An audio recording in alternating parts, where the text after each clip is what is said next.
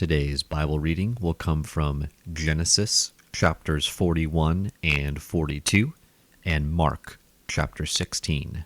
Genesis 41. When it came to pass at the end of 2 full years that Pharaoh had a dream, and behold, he stood by the river. Suddenly there came up out of the river 7 cows, fine-looking and fat, and they fed in the meadow. Then behold, 7 other cows came up after them out of the river, ugly and gaunt, and stood by the other cows on the bank of the river.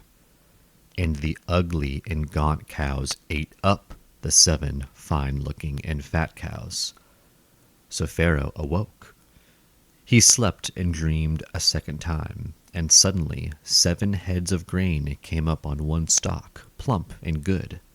Then behold, 7 thin heads, blighted by the east wind, sprang up after them. And the 7 thin heads devoured the 7 plump and full heads. So Pharaoh awoke, and indeed it was a dream. Now it came to pass in the morning that his spirit was troubled, and he sent and called for all the magicians of Egypt and all its wise men. And Pharaoh told them his dreams, but there was no one who could interpret them for Pharaoh. Then the chief butler spoke to Pharaoh, saying, I remember my faults this day, when Pharaoh was angry with his servants, and put me in custody in the house of the captain of the guard, both me and the chief baker. We each had a dream in one night, he and I. Each of us dreamed according to the interpretation of his own dream. Now there was a young Hebrew man with us there, a servant of the captain of the guard. And we told him, and he interpreted our dreams for us. To each man he interpreted according to his own dream. And it came to pass, just as he interpreted for us, so it happened. He restored me to my office, and he hanged him. Then Pharaoh sent and called Joseph, and they brought him quickly out of the dungeon. And he shaved, changed his clothing, and came to Pharaoh. And Pharaoh said to Joseph, I have had a dream, and there is no one who can interpret it. But I have heard it said of you that you can understand a dream to interpret it. So Joseph answered Pharaoh, saying, It is not in me. God will give Pharaoh an answer of peace. Then Pharaoh said to Joseph, Behold, in my dream I stood on the bank of the river. Suddenly 7 cows came up out of the river, fine-looking and fat, and they fed in the meadow. Then behold, 7 other cows came up after them, poor and very ugly and gaunt, such ugliness as I have never seen in all the land of Egypt.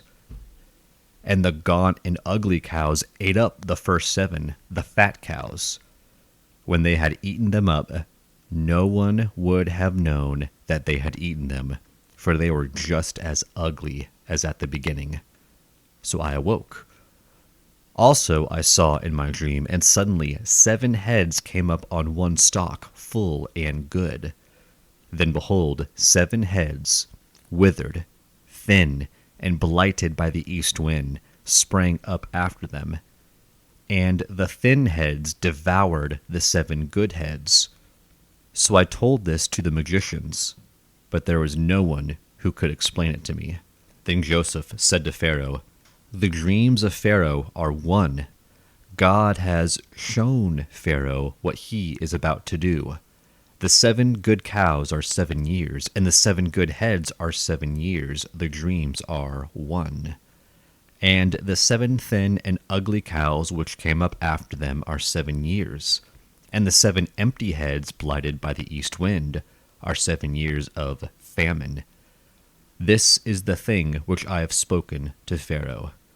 God has shown Pharaoh what he is about to do. Indeed, 7 years of great plenty will come throughout all the land of Egypt, but after them 7 years of famine will arise, and all the plenty will be forgotten in the land of Egypt, and the famine will deplete the land.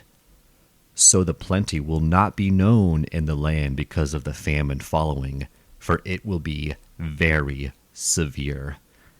And the dream was repeated to Pharaoh twice, because the thing is established by God, and God will shortly bring it to pass. Now therefore, let Pharaoh select a discerning and wise man and set him over the land of Egypt. Let Pharaoh do this, and let him appoint officers over the land, to collect 1/5 of the produce of the land of Egypt in the 7 plentiful years. And let them gather all the food of those good years that are coming, and store up grain under the authority of Pharaoh. And let them keep food in the cities. Then that food shall be as reserve for the land, for the 7 years of famine, which shall be in the land of Egypt, that the land may not perish during the famine. So the advice was good in the eyes of Pharaoh and in the eyes of all his servants. And Pharaoh said to his servants, "Can we find such a one as this, a man in whom is the Spirit of God?" Then Pharaoh said to Joseph, "Inasmuch as God has shown you all this, there is no one as discerning and as wise as you. You shall be ruler over my house, and all my people shall be ruled according to your word. Only in regard to the throne will I be greater than you." And Pharaoh said to Joseph, "See, I have set you over all the land of Egypt." Then Pharaoh took his signet ring off his hand and put it on Joseph's hand, and he clothed him in garments of fine linen and put a gold chain around his neck. And he had him ride in the second chariot which he had, and they cried out before him, "Bow the knee!" So he set him over all the land of Egypt. Pharaoh also said to Joseph, "I am Pharaoh, and without your consent no man may lift his hand or foot in all the land of Egypt." And Pharaoh called Joseph's name Zaphnath-Paneah, and he gave him as a wife Asenath, the daughter of Potiphera, priest of On. So Joseph went out over all the land of Egypt. Joseph was 30 years old when he stood before Pharaoh, king of Egypt. And Joseph went out from the presence of Pharaoh, and went throughout all the land of Egypt. Now, in the 7 plentiful years the ground brought forth abundantly. So he gathered up all the food of the 7 years which were in the land of Egypt, and laid up the food in the cities. He laid up in every city the food of the fields which surrounded them. Joseph gathered very much grain, as the sand of the sea, until he stopped counting, for it was immeasurable. And to Joseph were born 2 sons before the years of famine came, whom Asenath, the daughter of Potiphera, priest of On, born to him. Joseph called the name of the firstborn Manasseh, for God has made me forget all my toil and all my father's house. And the name of the second he called Ephraim, for God has caused me to be fruitful in the land of my affliction. Then the 7 years of plenty which were in the land of Egypt ended, and the 7 years of famine began to come. As Joseph had said, the famine was in all lands, but in the land of Egypt there was bread. So in all the land of Egypt was famished. The people cried to Pharaoh for bread. Then Pharaoh said to all the Egyptians, "Go to Joseph, whatever he says to you, do." The famine was over all the face of the earth, and Joseph opened all the storehouses and sold to the Egyptians. And the famine became severe in the land of Egypt. So all countries came to Joseph in Egypt to buy grain, because the famine was severe in all lands. End of Genesis 41. Genesis 42. When Jacob saw that there was grain in Egypt, Jacob said to his sons, "Why do you look at one another?" And he said, "Indeed, I have heard that there is grain in Egypt. Go down to that place and buy for us there, that we may live and not die." So Joseph's 10 brothers went down to buy grain in Egypt. But Jacob did not send Joseph's brother Benjamin with his brothers, for he said, lest some calamity befall him. And the sons of Israel went to buy grain among those who journeyed, for the famine was in the land of Canaan. Now Joseph was governor over the land, and it was he who sold to all the people of the land. And Joseph's brothers came and bowed down before him with their faces to the earth. Joseph saw his brothers and recognized them, but he acted as a stranger to them and spoke roughly to them. Then he said to them, "Where do you come from?" And they said, "From the land of Canaan to buy food." So Joseph recognized his brothers, but they did not recognize him. Then Joseph remembered the dreams which he had dreamed about them, and said to them, "You are spies. You have come to see the nakedness of the land." And they said to him, "No, my lord, but your servants have come to buy food. We are all one man's sons. We are honest men. Your servants are not spies." But he said to them, "No, but you have come to see the nakedness of the land." And they said, "Your servants are 12 brothers, the sons of one man in the land of Canaan. And in fact, the youngest is with our father today, and one is no more." But Joseph said to them, "It is as I spoke to you, saying, you are spies. In this manner you shall be tested. By the life of Pharaoh, you shall not leave this place unless your youngest brother comes here. Send one of you, and let him bring your brother, and you shall be kept in prison, that your words may be tested to see whether there is any truth in you. Or else by the life of Pharaoh, surely you are spies." So he put them all together in prison 3 days. Then Joseph said to them the 3rd day, "Do this and live, for I fear God. If you are honest men, let one of your brothers be confined to your prison house, but you go and carry grain for the famine of your houses, and bring your youngest brother to me, so your words will be verified, and you shall not die." And they did so. Then they said to one another, "We are truly guilty concerning our brother, for we saw the anguish of his soul when he pleaded with us, and we would not hear. Therefore this distress has come upon us." And Reuben answered them, saying, "Did I not speak to you, saying, 'Do not sin against the boy,' and you would not listen? Therefore, behold, his blood is now required of us." But they did not know that Joseph understood them, for he spoke to them through an interpreter. And he turned himself away from them and wept. Then he returned to them again and talked with them. And he took Simeon from them and bound him before their eyes. Then Joseph gave a command to fill their sacks with grain, to restore every man's money to his sack, and to give them provisions for the journey. Thus he did for them. So they loaded their donkeys with the grain and departed from there. But as one of them opened his sack to give his donkey feed at the encampment, he saw his money, and there it was in the mouth of his sack. So he said to his brothers, "My money has been restored, and there it is in my sack." Then their hearts failed them, and they were afraid, saying to one another, "What is this that God has done to us?" Then they went to Jacob their father in the land of Canaan, and told him all that had happened to them, saying, "The man who is lord of the land spoke roughly to us, and took us for spies of the country. But we said to him, 'We are honest men, we are not spies.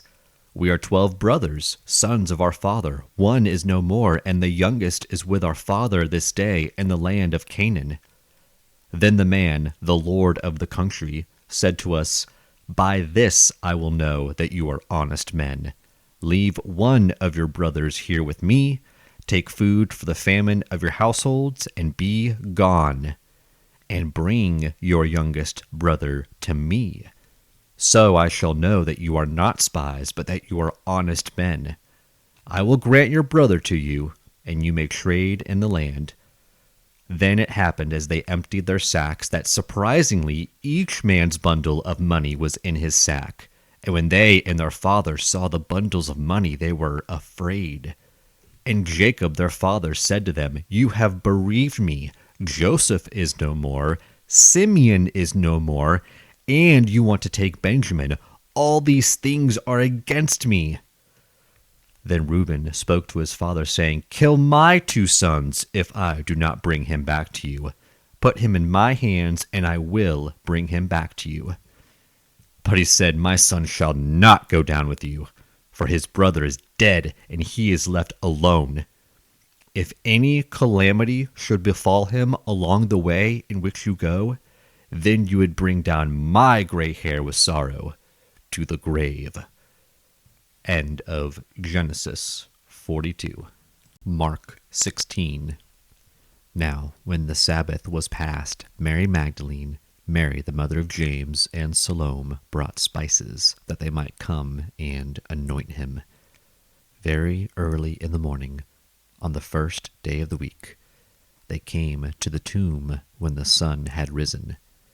And they said among themselves, "Who will roll away the stone from the door of the tomb for us?" But when they looked up, they saw the stone had been rolled away, for it was very large.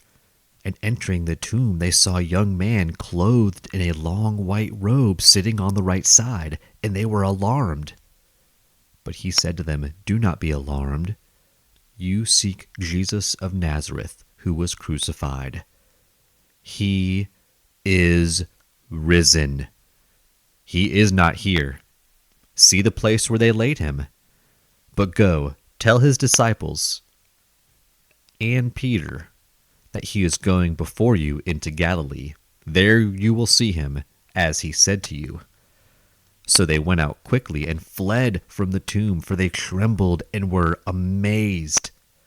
And they said nothing to anyone, for they were afraid. Now when he rose early on the first day of the week, he appeared first to Mary Magdalene, out of whom he had cast 7 demons. She went and told those who had been with him, as they mourned and wept. And when they heard that he was alive and had been seen by her, they did not believe. After that, he appeared in another form to 2 of them as they walked and went into the country. And they went and told it to the rest, but they did not believe them either. Later, he appeared to the 11 as they sat at the table, and he rebuked their unbelief and hardness of heart, because they did not believe those who had seen him after he had risen. And he said to them, "Go into all the world and preach the gospel to every creature.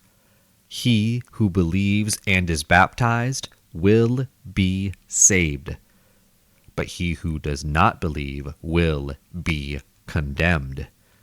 And these signs will follow those who believe. In my name they will cast out demons, they will speak with new tongues, they will take up serpents, and if they drink anything deadly, it will by no means hurt them. They will lay hands on the sick, and they will recover." So then, after the Lord had spoken to them, he was received up into heaven, and sat down at the right hand of God. And they went out and preached everywhere, the Lord working with them and confirming the word through the accompanying signs. Amen. End of Mark 16, and end of the Gospel according to Mark.